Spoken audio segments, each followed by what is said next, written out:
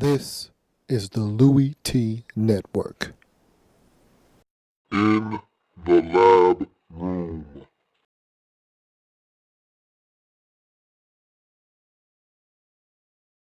Welcome, you are in the Lab Room. I'm your host, Lou. Thank you for joining me. Tuesday edition of In the Lab Room, here breaking down the Monday Night Football action. Miami Dolphins, we know the mess that they're in right now and the struggles that they're having. Just keeping it about football. Right now, everything in Miami is a soap opera. And so they probably are excited to get on the field for Monday Night Football. They probably were elated to just get away from all the media, get away from all the questions, get away from all the confusion and just play football. There's nothing worse than a huge distraction that's a sidebar and something that has nothing to do with what you're doing on the field. And so I can assure you the Dolphins could not wait to get this game underway. And I had already said that this was the worst opportunity for the Dolphins to be on Monday Night Football because all of the questions, all of the media, all of the extra things that you don't want to have to deal with, you're going to have to deal with it because it's a primetime game.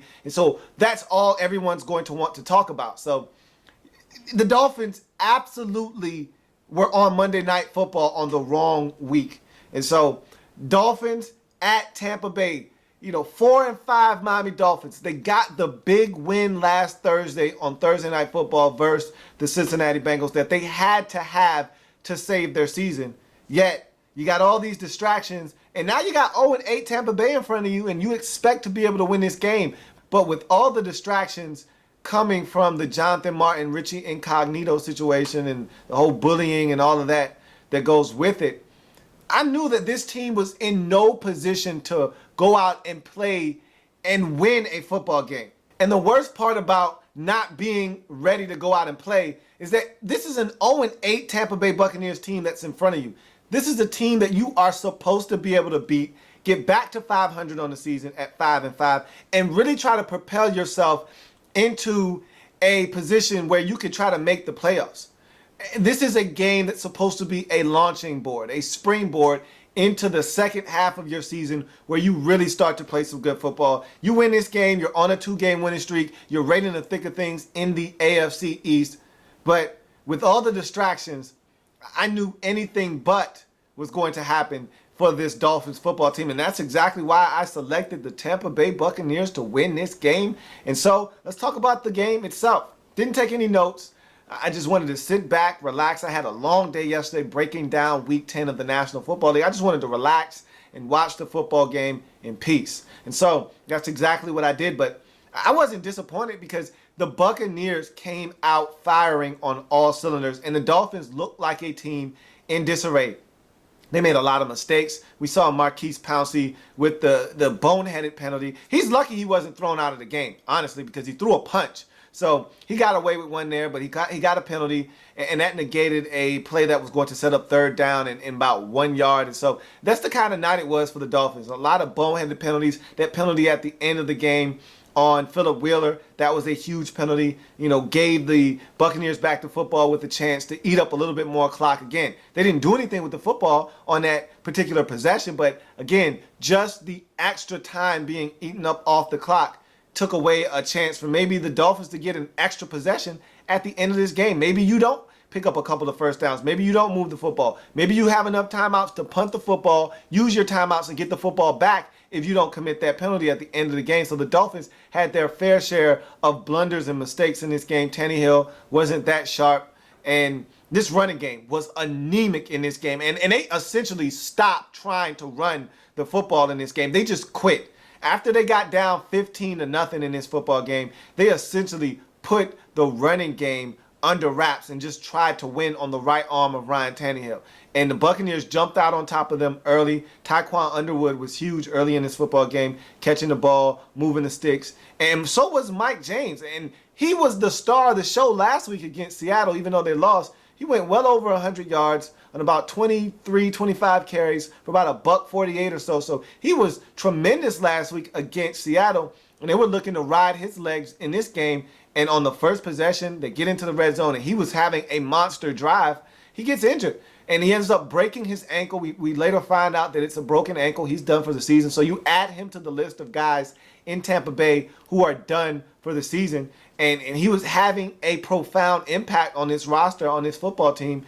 And so now he's gone. So next man up, Brian Leonard and Rainey were your next backs in line to get the football, and they did not disappoint. But they actually pulled out a little trick here, threw the football to offensive tackle Penn on this almost like a tight end delay, and he was eligible on the play.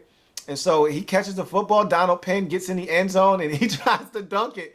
Big Donald Penn tries to dunk it, but I'm gonna give him a deuce. I'm gonna give him a finger roll for that one, because he went to throw it down with authority, and the ball, he couldn't grab onto. If he could dunk that, I would give that man some props, because he's probably about a good 340, 350, and if he can get up there and yam it, that's some athleticism there for you. So I'm gonna give him a finger roll. I'm gonna give him a deuce on that one. But you look at that touchdown, that let you know that this Buccaneers team was going to try to give it a run in this game. And I thought they were going to win. That was a great start for them. They moved the ball down the field, and they harassed Tannehill. They stopped the run. They forced them to punt the football.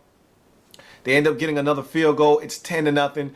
Then they punt the football. They down it at the 1. Dolphins deep in their own territory. And this offensive line for the Dolphins, much chronicled during the Monday night telecast about the struggles of this team blocking for Ryan Tannehill, and the struggles that they've had running the football, and just the struggles they've had on this offensive line. Then you take out two of your starters on the left side, that being Jonathan Martin and, of course, Richie Incognito, and you enter in Brian McKinney, who was traded for about 3 weeks ago from the Ravens, and you look at Nate Garner. Those guys are in. There's no continuity on this offensive line. They run the football, and nobody touches Lavonte David. How is it that you don't touch the best player on that Buccaneers front seven at all? Lavonte David is a beast, and nobody accounted for him. He runs right into the backfield unabated and tackles Daniel Thomas for a safety. It's 12-0. Buccaneers are really having their way early in this football game. They drive down the field, get more points. A field goal this time. It's 15-0. They're really dominating. Then the Dolphins wake up, and really, Ricardo Matthews woke up, and he was the guy that really jump-started this offense. And Matthews was stellar. Essentially, on that touchdown drive right before the half, it was all him. He gets the touchdown, his first career touchdown in the National Football League. It's 7-15. They come out of the half. Dolphins start playing better football. They end up running off 19 unanswered points, and they take the lead at 15-19. And then Buccaneers take the football, move it down the field, and they really got down there off the strength of Rainey, the little small scat back out of Western Kentucky. He got them down there. He got it in the end zone. It's 22-19. Dolphins have that senseless penalty that I talked about with Phillip Wheeler. Again, what can you do? That was the type of night it was for the Dolphins. But they still got the football back with a chance to win this football game, or at least tie it up. And then this offensive line reared its ugly head again. 2 consecutive sacks for the Buccaneers yielded the Dolphins 4th and 28. It's picked off as he basically threw up a Hail Mary attempt to see if his prayers could be answered, much like the Cincinnati Bengals had theirs answered on Sunday. To no avail, picked off by Darrelle Revis, and the Tampa Bay Buccaneers get their first win of the season, 22-19 on Monday Night Football. Can't say I didn't see this one coming. To me, if you've been watching football, if you've been following the soap opera that is the Miami Dolphins, then this one was a clear-cut, definitive, no-doubter that they weren't going to be ready to win a football game. Now, if the Buccaneers were willing to give it away, then they would have had to take this one. But if the Buccaneers came out and did enough to win, this game was here for the taking, because the Dolphins mentally were not prepared to win a football game. You saw the penalties that they were engaging in. You saw some of the mental breakdowns and lapses that they had in this game. You saw the struggles of this offensive line. They were in no position to win a football game. And it doesn't matter if you're 0-8 Tampa Bay or you're 9-1 Seattle. They weren't going to win this game. They just weren't going to win this game because of all of the distractions off the field leading up to this football game. I saw this one coming from a mile away, as you probably did as well. And so Dolphins fall 19-22. They're now 4-6 on the season. And again, even if they wanted to make a push with all of the distractions, because this situation with Richie Incognito and Jonathan Martin isn't going away anytime soon. That's the bad part about all of this. If you're a Dolphins fan, you've got to hear about this for the remainder of the season and into the offseason. And I don't know if your head coach, I don't know if your GM survives this whole ordeal. And it's a shame because Jeff Ireland just got extended and he might get fired behind this. And you look at your head coach, Joe Philbin, and I thought he had started to do a better job of really starting to get this team to buy into what he was selling. And now you have this happen. I don't know if he's going to survive because this team could go into a nosedive because of this situation. And it's just a mess right now in Miami. Conversely, you look at the Tampa Bay Buccaneers. They're still playing hard for Greg Schiano. And at some point, you expected them to quit. I thought that they were going to revolt against Greg Schiano and they were going to stop going out and giving it their all. I'm seeing everything but that. I'm seeing the direct opposite of that. I mean, they're coming out and they're giving it everything they've got. They had the Seattle Seahawks on the ropes in Seattle. I mean, they haven't lost in Seattle in over a year and a half. And here are the 0-7 Buccaneers pushing them to the limit, up 21-0 in that football game and going to overtime and almost winning that football game. So, I mean, there's no quitting this football team. Greg Schiano still has this team playing hard for him. And if they can take this win and parlay this into about a 2 or 3 game winning streak or possibly win their last 3 out of 4 and finish up the season strong, even if it's a 4-12 campaign, but they win their last 3 out of 4, Greg Schiano might be back in Tampa Bay. This team hasn't quit on him. And so he's showing the brass in Tampa Bay, the Glazers, he's showing everybody that, hey, I've still got the pulse of this team and they still believe in, they still are buying into what I'm selling as the head coach of this team. And so, look, I said all of that to say this. If the Buccaneers continue to struggle and this team eventually quits on him, he'll get fired. If this team struggles down the stretch and he's not winning football games, he'll probably still get fired. But if he can parlay this win here into more wins and get this team to start playing better football down the stretch, and they win 3 out of 4 to finish the season, or they win 4 out of 5, or they win their last 2 out of 3, who knows? Greg Schiano could easily keep his job in Tampa Bay. So we'll see. I mean, the biggest thing is finding your quarterback. And Mike Glennon looks like a solid NFL quarterback. I need to see more. Again, not enough of a sample size to say if he is or isn't the guy in Tampa Bay. But it's all about finding a quarterback. If you don't have a quarterback, you don't stand a chance in this league. You know that's one of my mottos. And so that's the key in Tampa Bay is figuring out, is Mike Glennon the answer at quarterback? And if he isn't, getting that guy to be the heir apparent to that throne in the draft in 2014. So big win for the Buccaneers. They're off the schneid. Everyone in the league now officially has a win. Hey, how about that? Congratulations to the Jaguars for getting off the schneid.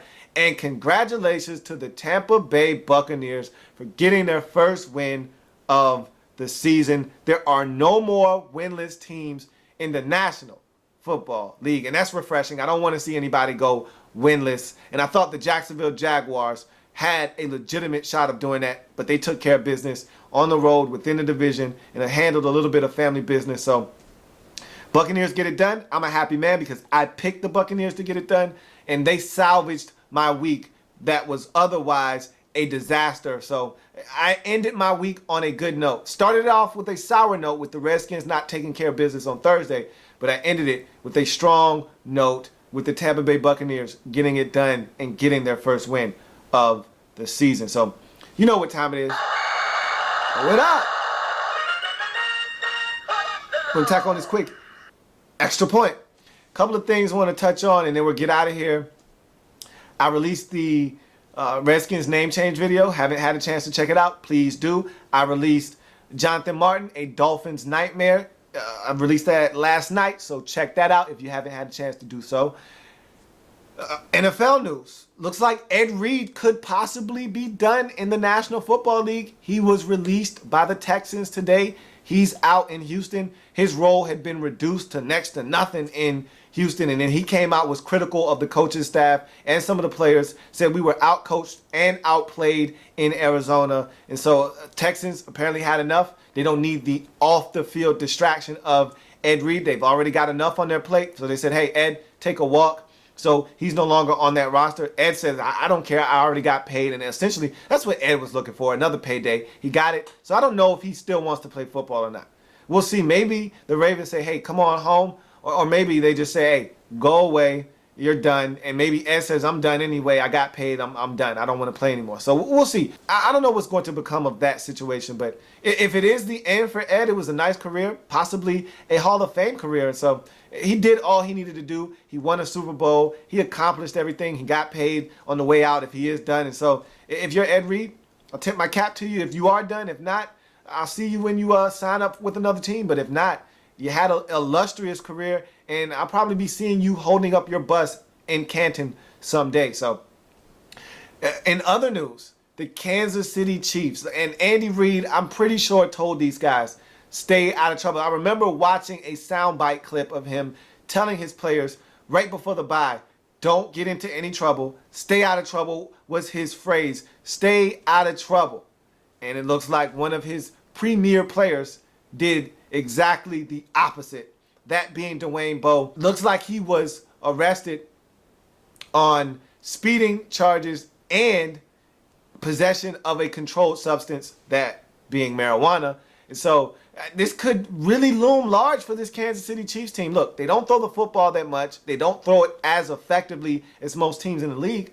But when they do throw it, they'd love to have Dwayne Bowe out there, their most explosive and dynamic receiver, out there on the field to help them make some big plays in the passing game.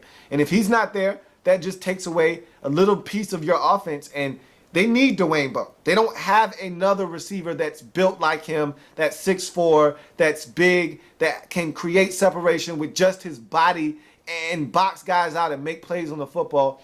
He is their go-to receiver on this football team.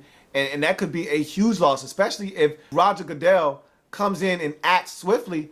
He could be out for Sunday's big showdown against the Denver Broncos. Who knows? I mean, I don't know the whole story. I don't know all of the back story details about this ordeal. So hard to really give an evaluation and say what it is or what isn't going to happen with the league office. But I tell you this much, this was the wrong time for something like this to happen. Not that there's ever a good time for something like this to happen, but this is definitely not the right time for this to happen if you are the Kansas City Chiefs. And so shame on you, Dwayne Bowe, because now you're taking away from your team and now you're putting yourself in a bind because something's going to go down. Whether Raj suspends you now or he suspends you later, it's coming eventually. And so now your team has a distraction to deal with.